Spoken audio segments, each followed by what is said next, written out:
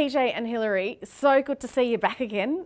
When I spoke to you guys for the film, the highlight at that time was like, oh my God, Graham Norton thinks we're amazing. Yeah. It's gotten bigger and better since then. Yeah. Sorry, I got a bit giddy there, yeah. Well, I can understand the giddiness, because did you ever think it would be loved as much as it has been loved? I definitely thought it was something special about it, but whether it was going to go and do what it did, probably not, because you just... I don't know, it's so hard, like there's so much out there now, and like it's kind of like you're screaming at the world going, look, but with this, sort of the world turned around and went, what you want? So I don't know, but I really had a really good feeling about it, definitely. But to go off and win like all the awards and to travel around the world like it did, and like, you know, every time you turn on Netflix to see your own mug looking back at you, I didn't really expect that now, to be honest with you.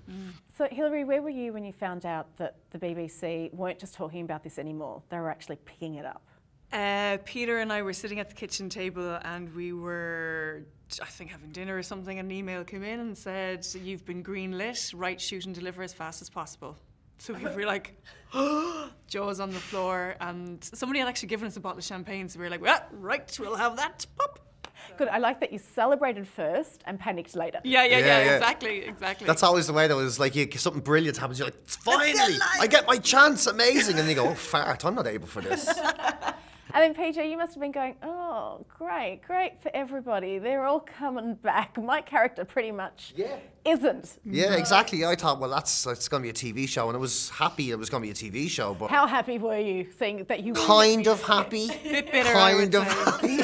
But yeah, obviously I thought I'd really love to be a part of it, you know? Like I really wanted to be a part of it. And then when Peter said that, like, whatever happens, you're going to be in it, I was delighted, like. But that could have meant as well, you're an extra in a bar, you know. So, so you're kind of hoping, okay, hopefully it's a decent bit. He's being modest, right? I'm not, honestly, I could have been anything, but... right from the get-go, Peter had said, like, yeah, we'll have PJ in it, we'll just have to find where he's going to be. It wasn't ever going to be a barman, don't worry. And thank God there's no dodgy hairstyle to be walking around Cork with anymore. You think so? Because... Oh, it's not as bad as the bald. It's not as bad as the bald one, but it was pretty bad, and I was getting called everything under the sun. Like, I'm walking around Dublin, everybody ignored me. They just thought I'd lost my mind, went on some hipster sort of thing with, you know, a moustache and a woolly head. But in Cork, like, people feel much freer to just give you grief. Like, I was walking down McCurtain Street and somebody walked out of a bar and just went, what the fuck happened to your face, man? Pointed right in my face. I was like, right. And there was a bit of that going on for the whole time. It's just Cork. People just talk to each other on the street. Yeah. Like, so I couldn't wait to get rid of it. I thought it put about 20 years on my head. I hated it. Oh, you know, it's not a style I'd recommend for you, but... Yeah, and at least I only had to stay bald for a week. Like with this, I was wearing this for 2 months? 3 months, 2 or 3 months. I loved it. I thought it was lovely on him. I just wanted to ruffle it. See, that's not a compliment. I just wanted to grab your little hair. I just wanted to rub your hair. That's not a compliment. No man wants to hear that. I just wanted to exfoliate my hands off your head. Hilary, last time I spoke to you about this, you were telling me that you were going into Penny's buying Mairead's costume. Yeah. Now that the BBC's on board, how has life changed on set? Are you no longer costume designer as well as actress? Yeah, no, absolutely. I didn't have to do anything. Somebody else went into Penny's and bought her costume. Yeah, no, it was great. I didn't even see the scripts until we went into just before rehearsal. Peter kind of kept everything from me, so and I had nothing else to do, only my job as an actor, so it was amazing. It's the first time in a long time that's all I had to do. What were some of the perks? Like, because when you filmed the film, it was quite low budget, so when there's a bit of money on board, what are the perks? God, it's hard to really know, because it was sort of the same amount of crack either side, you know? Yeah, I mean, it was just run like a proper BBC production, essentially, whereas, like, you know, when we were doing the film, it was just like... If anything, there was less perks. Are you driving? Are you doing admin? Are you doing... Okay, I'm doing everything. Yeah, so if anything, there was less perks because the days were long and there was a lot of stuff had to get done and longer hours and all of that stuff, whereas when the movie was happening, it felt like there was a slightly more casual sort of... Yeah. You know, the deadlines weren't as strict, I guess, so... You know, I don't know if there was many perks. Like, I would say the food, but then I would eat until I'm sick no matter where I go, you know. The crew were amazing, actually.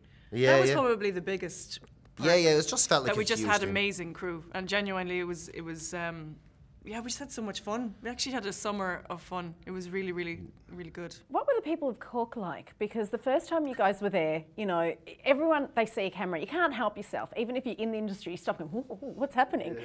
But this time they know what's happening. They've taken the young offenders to their hearts. So what were they like when you guys were filming?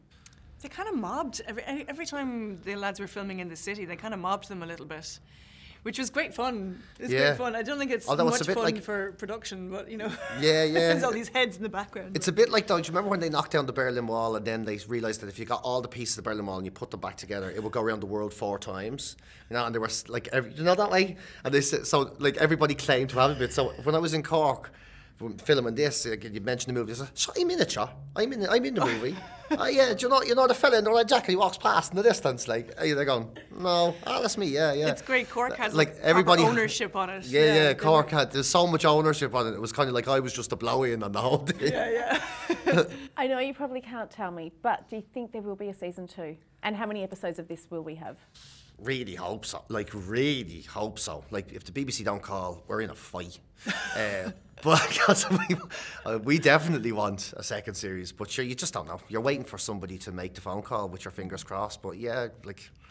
Well, I've seen, not that I make the decision, right, but I've seen episode 1 and 2, and it still has all the heart, all the charm, and it is so wrong but so right, so there's definitely going to be a season 2. Thank you. Hopefully. Well, I'm going to make the call now. Yeah, well, like Sarina said, Sarina said that it has to happen.